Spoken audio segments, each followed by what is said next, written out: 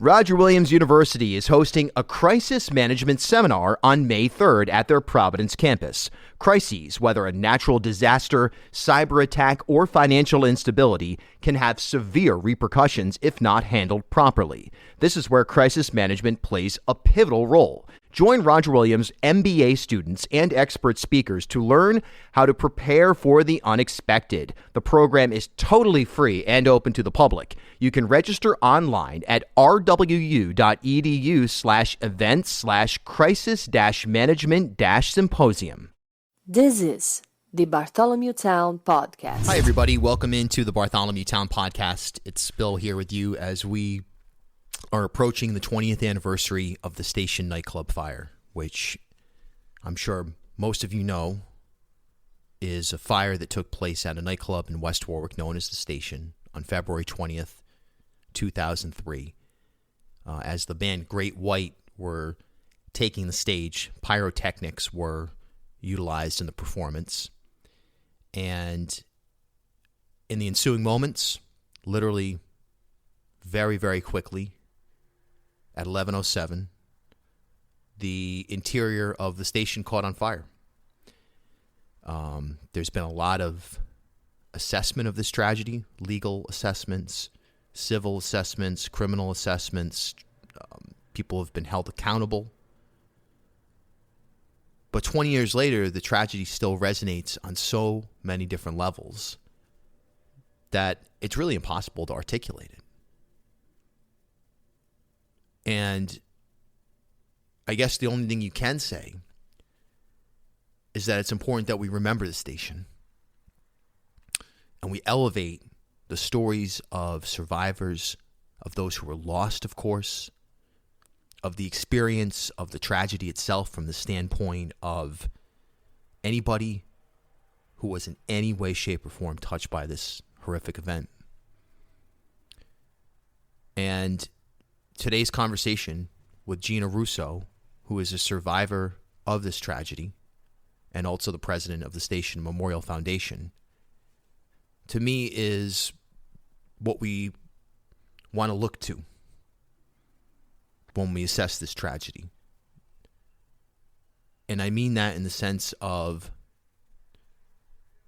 the story of the event itself and the willingness and the willpower to survive and overcome something of this magnitude, to educate people,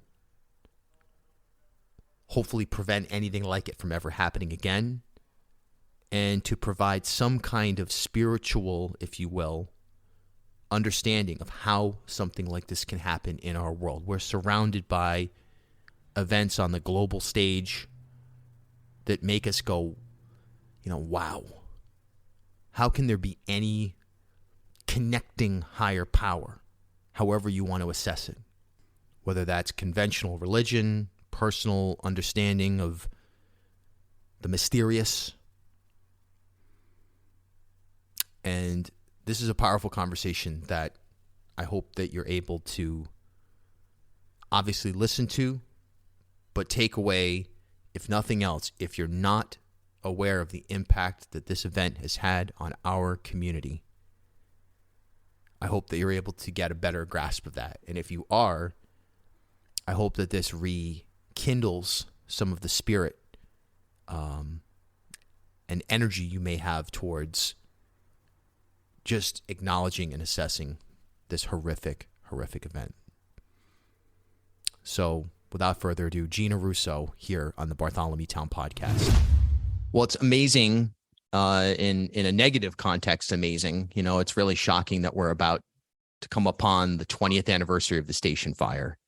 Mm-hmm. And we were talking offline. It's still one of those things that is just so hard to come to terms with. We're joined by Gina Russo, who survived that horrific night, and in the ensuing days, months, years, has, through foundation work, through advocacy, and really just by being a mighty spirit in this world, has tried to make sense of something that makes absolutely no sense. So thanks so much for your time today.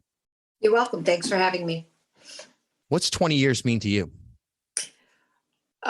Being grateful and blessed. That has been my big theme this whole month. I don't know how I got so lucky and blessed. I was severely injured, 3rd and 4th degree burn injuries, severe internal injuries. And some of the people who passed had some catastrophic, others passed because of lungs, the lungs gave out. I don't know. It's been an incredible 20 years. That first year, or even 3 years, I couldn't imagine surviving this or wanting to survive this. My only focus, I had 2 little boys. They were 6 and 9 when it happened. I dealt with losing a fiance. I just couldn't imagine living. Like, how do you rise above this? And those little boys just kind of became my focus. They still are. Now they're grown men. They're 26 and almost 30. But it's been an incredible journey. As tragic as it was and is, there's been so many incredible moments that I wouldn't change. Like what? You know what? The people I've met, the friends that we will go to our graves with each other, would have never met if this had never happened.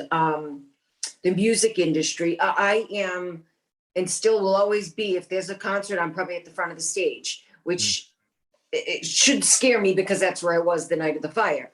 But music for me is healing. It heals my soul. You'll usually never hear a TV on in my house. It's usually music playing. It's just been so incredible to come in contact with people I would have never, ever met. Even whatever you believe in, like my spiritual self, I can't tell you whether it's God, I can't tell you what it is, but there is truly a higher power that has guided me through 20 years.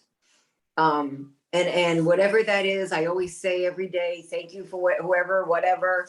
Thanks for waking me up. Thanks for letting me go to bed at night. And I'm grateful for the years. And that community you speak of is something that's very real, and it's a survivors community. It's a shared experience community. And through it, we kind of touched on it, and I think it's important to raise the foundational work, the memorial site itself. And that's a physical space that can actually provide a lot of peace. There's something about being at the site of the tragedy and standing there and trying to, as you're trying to come to terms with this, physically being in the presence of that memorial. Talk about that. If you visited it in the early days when the fire happened, to what it looks like today, when it was, I called it chaos before. The crosses, you could feel the pain. You could still feel the pain. But when we slowly started to rebuild it, we started in 2012 when we acquired the land. It was a process. It took a long time, but clearing the land, and then when construction finally started until the day we opened it on May 21st, 2017, from that moment on, not just for myself, but I've met people at the park that feel the peace. It no longer feels tragic. Yes, this tragedy happened there, but there's a sense of peace on the property now. I know people that have zero connection to this, and I mean zero, like they didn't know anybody. Some have come in from California because they just needed to see this park, and they were music enthusiasts, but they felt it. They could feel the peace there. And in my eyes, mission accomplished. A lot of tears, a lot of anguish to get to that point, but it was mission accomplished because that's all I wanted for the families, for the friends, for the community. Yeah, it really is a beautiful place. As you said, there's an element of peace that is it's just there. It's one of those things you can't explain. It's like mirrors and magnets. There's a science behind it somewhere, but who cares? What you know is that something mighty is happening, and you feel that touch of whatever that mysteriousness is when you're there. Mm-hmm. Absolutely. Where do you think is it at a point now that we're 20 years out? Do you feel like this tragedy is forgotten? is slipping from public consciousness? Do you think that, you get the cursory, okay, here's the news, okay, it's the 17th anniversary, or it's the 18th anniversary, and that there's going to be attention paid to it, even on a national level. But this tragedy resonated globally. And now I wonder, I have no idea. Do you get the sense that this is still something that is shaping people's understanding of Rhode Island history? And also you're a music lover, there's obviously been a lot of regulatory changes that have taken place, but beyond that, just understanding the scope of the tragedy, is that still something that is there for people to grasp? I worry about that. Because I have been involved with so much education over what happened. It also comes to my attention every now and then that people are at our state house begging for the fire codes to be downgraded. Yeah. And nothing infuriates me more. Would you want to be a part of a $176 million lawsuit versus, I don't know, it might cost you an extra 30 grand to put some good sprinkler system in, or what, extra doors, apply for that permit if you want to have an event at your building. What's so hard? Like, would you, I don't know, to me, the money is so ruling in this, that it scares me. I will say that for the most part, anybody who was involved in those early days of the fire are still fighting and constantly saying, no, we're not doing that. We're not downgrading the laws. And so many other states have embraced what happened here. And I guess if it had to happen, it enlightened so many people, so many people. And globally and nationally, this fire is talked about. I have family in Italy that, there's unsafe things there too. And we talk about that all the time. And I've also made friends with a lot of victims and family members from the Kiss nightclub tragedy that happened in Brazil. Yes. They lost 242 people. They consider us one. They just recently had their anniversary, and they're still fighting for justice. There really is no justice in this. There isn't. That's right. And you mentioned that the Kiss nightclub, and I can attest to that as well, that, having, yes, the station fire resonates in Brazil. It resonates in Oakland, where the ghost ship fire took place. And those tragedies all interlock in a way that is, like you said, hopefully informing people moving forward. And it is surprising because, look, sure, some people are going to make an argument, oh, this regulation or that regulation is burdensome, and, let's have a laissez-faire approach to everything. But, 20 years ago, the station, it was wall to wall, ceiling wide, covered in sound foam that was, completely not even close to up to code. You look at the egresses, there's so many things that we look at now and go, wow, the use of the pyrotechnics. But you can also sit here and play Monday morning quarterback on decisions, and there's legal repercussions that people have experienced. No question. There's civil and criminal repercussions. Mm-hmm. But what's your message to anybody out there that is, they're trying to, whether it's they want to start a venue specifically or they own a building, and they are trying to chip away at these regulations that have been implemented? Don't do it. It's not worth the money. I will gladly go to your establishment and pay extra, knowing that I'm safe there, that my children and someday my grandchildren, that they're going to be safe. I would gladly pay extra money for that drink, for that dinner. I don't get it. I don't have your name tied to such a tragedy. The Dadarian brothers, whatever anybody thinks of them, this is tied to them for the rest of their life. Dan Beakley, he's someone I would love to sit down with because they're tied to this for the rest of their life. I can go about live my life, and I've accomplished so much and I've done so much, but I can't imagine that weight. Do these companies and these new venues or existing venues really want that on their shoulders? I can't even fathom that. But money, again, empowers everything, unfortunately. Yeah, it's sick, but Yeah. you're right. It's interesting you mentioned Dan Beakley or the Derderian brothers, or I guess you could say Jack Russell, or really anybody from the production side of this or the venue side of this tragedy. Have you sat down with anybody face to face? Have you ever had a one-on-one conversation with anybody who was found criminally or civilly liable for this tragedy? So you're going to hear it first. Yes, I did. I sat down with the Derderian brothers in 2020. In 2020. It was just time for me. A friend set it up. They were very courteous. They were very just let me say what I wanted to say. I won't go into detail about what we really discussed, but it was more for me, freeing for me. I was able to let go of a lot of anger and hate. They were very honest about as much as they could be about what they felt was correct in their mind.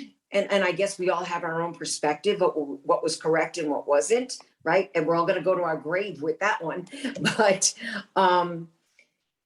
it was finally time in my life to sit with them. And I probably would never get the opportunity to sit with Dan, but for him, it's a different perspective.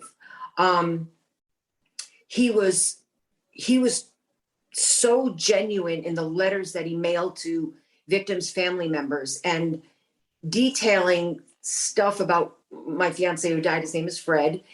In this letter, detailing things about Fred's life. So I know that he read that newspaper article and he really read it, that means a lot to me. Yeah. So that would be like, I would love to say to him, thank you for that, at least, What do you make of some of the, whether it's trial by fire, the Scott James approach to things, or just some of the different angles that people have taken on this tragedy? You feel that any of that is worth noting, or is it something that is just kind of outside of your interest as a whole? I will say this. I have respect for John Bareilles, who wrote the first book. Mm-hmm. Some of it was inconsistent, but again, we all have our own perspective. But he has been genuine about what he's done, and he contributes constantly to the foundation. Every time he does a speaking engagement, if there's, if they want to pay him something, he turns it over to the foundation, which very commendable. So he wasn't looking to, make a ton of money on this. I'm going to say this about Scott. I met with Scott several times, and I sort of trusted where he was going to go with that book. I had no idea, and he wasn't forthcoming about a few things that the chapters of that book, the first chapters, were going to start off with Fred and I. I wish I had known a little bit more. And then it got a little inconsistent, and it made me sick I couldn't read it. I didn't even get past the first chapter. Wow. Then, he's trying to market it and do his thing, but then they asked me to be a part of that, and I just couldn't, because it was just something I was not comfortable with. Really, really interesting, because that got a lot of play, and, it was almost like, oh, well, we have this journalistic and this is Scott James, I should say for the listener. Scott James is an author. It's not you. I set it up without any explanation. He wrote a book called Trial by Fire that really examined the station fire from an alternative angle. I would say, I think that's the simplest way to describe it. And I found it to be quite controversial. I found it to be contrary to a lot of what I had learned about the tragedy, the experience there. Yeah. And I had also found some overlapping experiences where Scott James was a news director at a time when the Derderian brothers worked at a news station. So I saw it coming from an angle that I questioned. I actually don't really have much of an opinion on it at this point, but I thought, we should talk about it, because there is this alternative narrative out there that is getting and has gotten some attention, including on a PBS show I'm involved in, on PBS Weekly. Mm-hmm. And I remember doing that interview and thinking, I'm not sure this should be a 5 or 10 minute piece. I think this needs to be a 2-hour podcast to examine this. This isn't an overview type conversation. This needs to go deeper. So hopefully someday that can happen, so we can understand. Nice. It'd be nice. Yeah. It, I got the book. He mailed me the book, and I started to read it, and then something inside me. I don't have PTSD, and I really don't think that I do, but something was turning inside of me, and I had to put the book down. And I've had, people in my circle have read it, and they're like, "What is this?" And they're calling me about chapters and things they're reading, and I'm like, I didn't read it. And then and I'd like to hope I'm wrong, but I don't think that I am. I wrote my own personal book, and it was self-published. It was for my own kind of therapeutic purpose. And it sold. I've sold about 3,500 copies. Not bad for a self-published book, but that wasn't bad at all.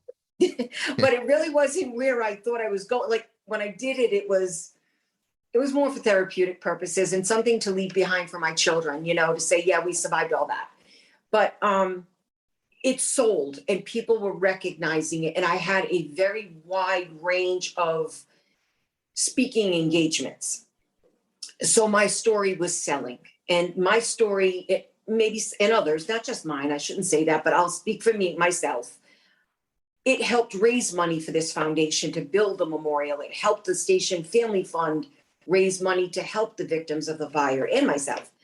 And when Scott James' book came out, I realized pretty quickly that I was supposed to be a part of his promotional team to help sell that book even further. And it bothered me. It really bothered me, because never once did he say, hey, for me, I'm all about my foundation, all about making that memorial last. He never once said, I'm going to donate money to the foundation. This book sells, whatever media, whatever proceeds come out of the sale of this book, I want to donate even a portion of it to the foundation. That never happened. And there was no way I was going to allow somebody to use my story so he could raise money for his own self. Yeah. I'm sure it cost him money, but that's not I felt like I was going to be used, and that wasn't going to happen.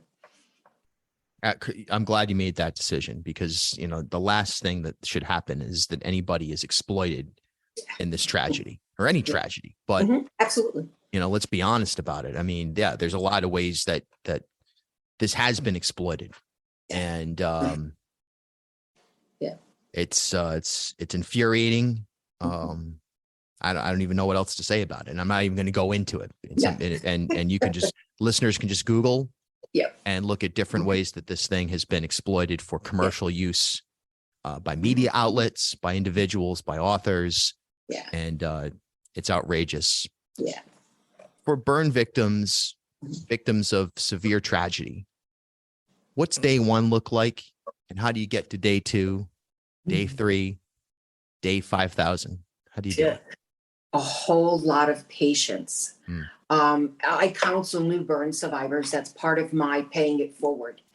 And the only true words I can give them is dig deep for the patients, because it is not, okay, I got discharged from the hospital, so I'm on the up. It is, no, I've got to find my new way at home. And depending on whether you suffered an amputation, no matter what it was, you're living a whole new life. This is not, okay, I got discharged, so I'm me again. I had to very early on, and was told by people, to mourn the person that I was before February 20th, let her go, and learn to love the new person. It took me a long time. And for me, I say 3 years, because in 3 years, the first 3 years of the fire, I was, the hate and the anger was consuming me. That was number one. And then the surgeries. Yes, I got discharged in June of 2023 from the hospital, but I was constantly back every other month for another surgery, a fix, something. And we're 20 years out. I will probably have another one in the coming months, I'm trying to have physical therapy so I can stretch out the surgery. This is not, it's not cut and dry. Some people never go back in the OR, and there's people like me that it just is what it is. Dig deep for the patients, and you're not alone. That's what I tell every survivor. You're not alone. There's so many of us, and we have such an incredible support system. It hurts me when I find out someone has been I don't know, I met a survivor, they were 30 years into their injury and they never knew that it's called the Phoenix Society for Burn Survivors. They never knew it existed. One day they just happened to Google some information and found it. And 30 years, they thought they truly were the only ones. So that's, I dig deep, dig deep. Your story is so incredible. The station itself was a community as well. Rarely discussed, but we're in an era now where I feel, music has shifted and community has shifted, and a town like West Warwick, blue collar music venues that are accessible, and the people that you saw there on a regular basis. Would you consider yourself a patron of the station before the fire? Like someone? No, I don't.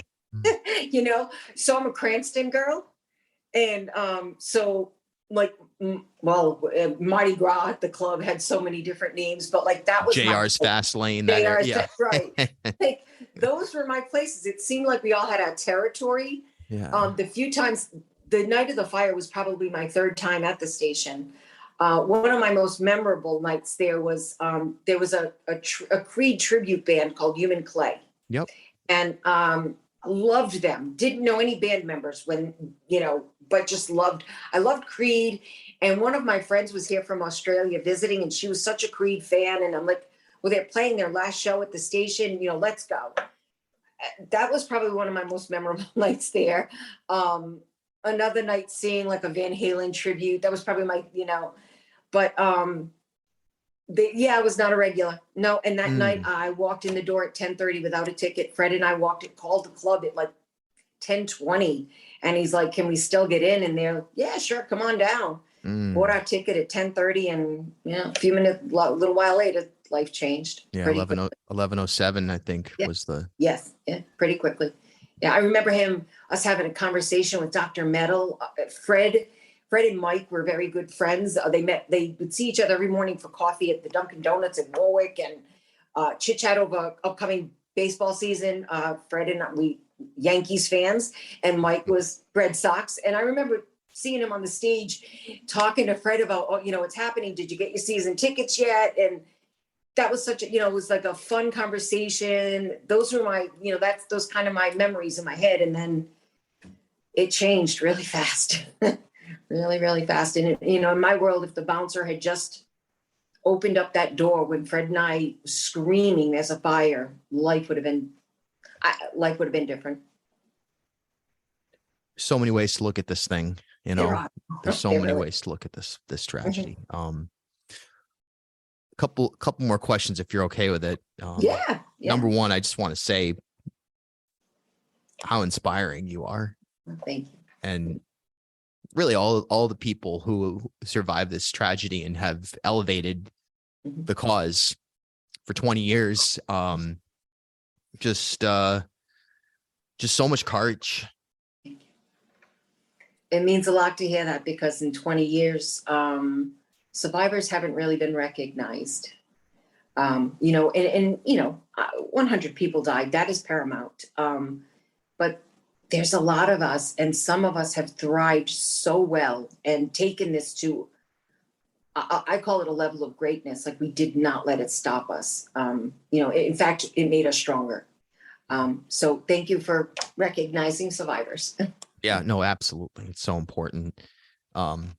So 20 years, how can people that either are fully aware of this, they were watching the news that night and it happened and they know what happened, or people who are somehow just finding out about this tragedy for the first time, which, frankly, there's, if you were born after 2003, 4, 5, 6, I guess, it's totally conceivable that this is just one thing that maybe you've heard about, but it doesn't have the proximate, it hasn't been a part of your life. So how do people get involved in the foundation?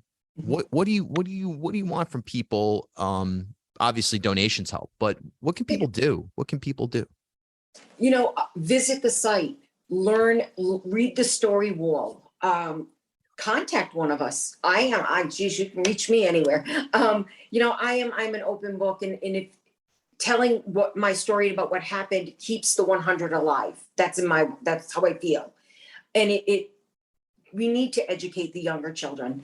I would love to be able to get into the school systems, talk to the seniors and the juniors, and don't take this for granted. Don't take life for granted, because even though you think you're invincible, you're not. I would love to be able to get to that level where we can bring it to the school systems. Let these children that were not born at that time, or maybe they had an uncle or a distant aunt or somebody, maybe, or a mom had a friend, dad had a friend, but don't really know anything about it. We need to educate the kids on what happened that night. And also, they're our future. Like, they're the future politicians and the keeping those laws in place. So I'm hoping and hopeful that we can keep the younger generation accountable to this and let them learn about it. But it's going to take a village. It's going to take a community to do that. And hopefully someday at some point I can convince someone to let me get in the school systems. Yeah, is so, to me, that's like such an obvious, like, yeah, we need to make this happen immediately. But, yeah. I remember one thing I really remember from that whirlwind experience, which, that's the only way I can describe it from my standpoint, was just, it was a complete and utter whirlwind, upside down, sort of numbing experience from Jump Street there. But one thing I remember is Don Carcieri, the governor of Rhode Island, was out of state. I believe he was in Florida. And I remember him being back there, and whatever political disagreements or whatever it is, I remember thinking, okay, that's leadership when he stood there. And you couple that with the triage, the first responders, the work at the various area hospitals. What's your take on just the response, Rhode Island as a community coming together in the wake of that tragedy from a first responder and governmental leadership standpoint? I would have never imagined would have ever come together like it did. Don Carcieri, former Governor Carcieri, and I, are his wife who passed now. They were incredible. I came out of a medically induced coma to learn from my mom and dad that Governor Carcieri and his wife came to Shriners to see me because they wanted to see the person. And I was in a coma. I didn't know this, but so there was already that bond. They had already shown up there. The first responders, the firefighters, the police department, my heart hurts for them because most have never recovered. Anybody that was on scene that night, maybe they're going about their life and maybe they're still working, but this has changed them in such a way that they'll never go back to who they really were. And that crushes me. I get so worried sometimes if I'm somewhere and I see one of the firefighters might be there, and sometimes some have left the building because they just can't face me or because it's just so much of a reminder. But in my head, I want to say, look how well I've lived. You did this. One of you did this. One of you pulled me out. And I'm beyond grateful. I everywhere I've gone and everywhere I've spoken, and I've done a lot of speaking with fire recruits, fire marshals. I've been all over the United States. It's a big thank you. Whether you were there that night or you're in that line of work. They are amazing. Who runs into a burning building? Like, I think about this, like, who does this? I know. It's like, whoa, you know what I mean? It really is. It's like so inspiring. Like, I mean, I always kind of had I always had a fundamental respect for the fire department. You grow up and they're in the parade and, somebody's dad is like the assistant chief or something like that. Yeah. That, between 9/11 and the station fire, and look, there's people who go out of their way to, hound the fire department because they overspend on the grocery budget or something like this. And I'm always like, you know what? These are the best. This is the best of us. You know what I mean? That's these people. They really are. It's kind of hard to even put it into in words beyond that. You're amazing. And Thank you. I've, been following your story Thank you. for 20 years, almost 20 years, coming up on Monday. And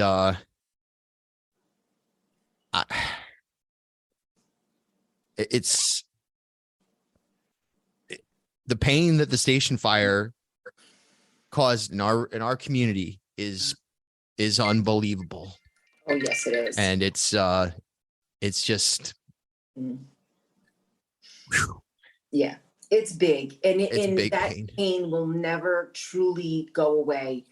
When I've heard people say, "Oh, just get over it," get over it. Yeah. Like, Okay. Okay, I have to look at my scars, my bald head every single day. The heartache I feel for so many. Survivor's guilt is real and it's powerful. There's no getting over this. I've learned to adjust and live, and living meant respecting my life because they didn't get to live, because the 100 didn't get to. And it would be such a tragedy if we didn't live. We got so lucky, Remember the station. Absolutely. That's all I can add. Visit the site on February 20th. Look up above, wherever you got to look, and just say, "We hear you, we see you." And that's what I want from people. Powerful conversation right there. And I thank you for listening all the way through here on Bartholomew Town today. So obviously Monday is the 20th anniversary of the station fire. It's a good day, as good a day as any to visit the park. I'll certainly be there at some point. I'm sure some of you will also be there. There's going to be a memorial event in May, and also they're working on a memorial motorcycle ride that'll take place in May. Gina, we were talking offline, that's because of our New England weather, unpredictable as it may be. So that's really where that stems from, the notion that let it take place in the warm weather. There's a lot of planning that goes into that. And I just want to say a personal note on this, I just want to say a personal note to you guys that I really think we need to, we spend a lot of time on complete nonsense, right? Things that don't, at the end of the day, really matter in our political and social discourse. And then you got something that really matters. And what can you do? What is it that just talking about a tragedy can really do to impact our world, right? Here in Rhode Island, or more broadly, but specifically here in Rhode Island. What it can do is it can remind us of the nature of our community. The way that this tragedy reverberated in our community, it fully displays how connected we are and how unique we are. You would be hard-pressed to find somebody in Rhode Island who didn't have some level of connection to the station fire tragedy in some way, shape, or form. I look back on that night, February 20th, 2003, with a lot of sadness. I'm not going to get into my own personal experience with it. Some of you know that story. But what I will say is that I also look back on it and I say, Rhode Island, we saw the worst of the experience of living, of being a human being, and in many ways, we saw the best. We saw the best of Rhode Island as well. We saw the very, very best of our governmental leadership. We saw the best of our first responders. We saw the best of our business community in many ways. We saw the best of our journalistic community in a lot of ways at that point in time anyway, and the immediate, there are journalists who left journalism, the profession, covering that night. But you know what? They gave you what you needed at that point. They told that story on a local level in a way that was familiar, in a way that brought us together around a common tragic event. And you know what? There are people out there who will continuously exploit whatever they can get their hands on, including this tragedy. It happens. It's going to continue to happen. Shame on them. Shame on anybody who would look at the station fire with dollar signs in their eyes, with an opportunity to, just simply advance their own cause without elevating the tragedy itself. Gina Russo is a perfect example of what is right in this world. And the last thing I'll say here as I sign off is when you think about an event that stands out for any reason, positive or negative, let's always try to elevate the story. Let's always try to elevate the spirit, the message of people like Gina Russo, who defy the odds, defy conventional wisdom, and show us what is possible even in a dark moment.